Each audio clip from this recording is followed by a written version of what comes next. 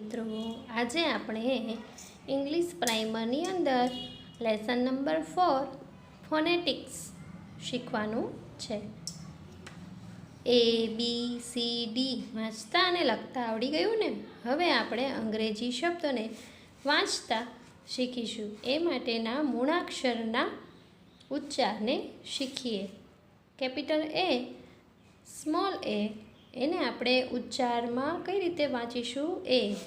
Capital B, small બી, એનું ઉચ્ચારણ કઈ રીતે કરીશું? બીનો બ.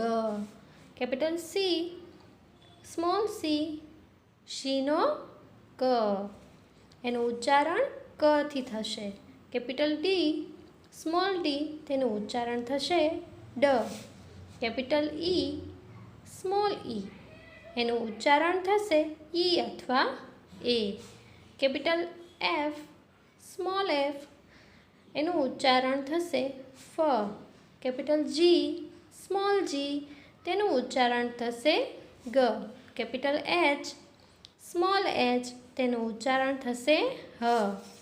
કેપિટલ આઈ, સ્મોલ ઈ આઈ, એનું ઉચ્ચારણ થશે ઈ.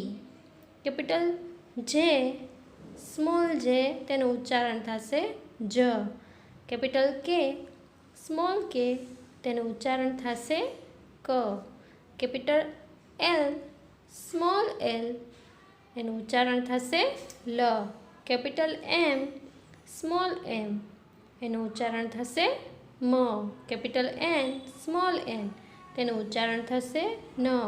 કેપિટલ ઓ, સ્મોલ ઓ, એનું ઉચ્ચારણ થશે ઓ. કેપિટલ પી, સ્મોલ પી, તેનું ઉચ્ચારણ થશે પ. કેપિટલ ક્યુ, સ્મોલ ક્યુ, તેનું ઉચ્ચારણ થશે કવ. કેપિટલ આર, સ્મોલ આર, તેનું ઉચ્ચારણ થશે ર. કેપિટલ એસ, સ્મોલ એસ, તેનું ઉચ્ચારણ થશે સ. કેપિટલ ટી, સ્મોલ ટી, તેનું ઉચ્ચારણ થશે ટ. કેપિટલ યુ, સ્મોલ યુ, તેનું ઉચ્ચારણ થશે અ. કેપિટલ વી, સ્મોલ વી, તેનું ઉચ્ચારણ થશે વ. કેપિટલ ડબલ્યુ, સ્મોલ ડબલ્યુ, તેનું ઉચ્ચારણ થશે વ. કેપિટલ એક્સ, સ્મોલ એક્સ, તેનું ઉચ્ચારણ થશે ક શ. કેપિટલ વાય, સ્મોલ વાય, તેનું ઉચ્ચારણ થશે ય. કેપિટલ ઝેડ, સ્મોલ ઝેડ, તેનું ઉચ્ચારણ થશે ઝ. તને વાંચવું હોય તો આપણે કઈ રીતે વાંચી શકીએ?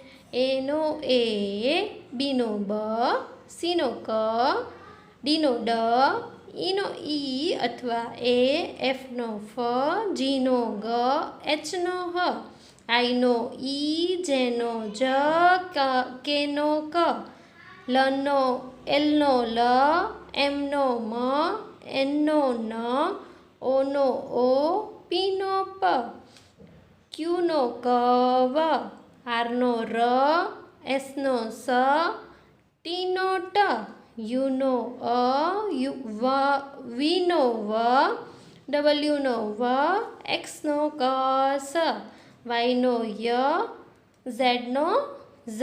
આ રીતે એનું ઉચ્ચારણ થઈ શકે. બાળકો, આ તમારે તમારી રફ નોટમાં એકવાર લખવાનું છે.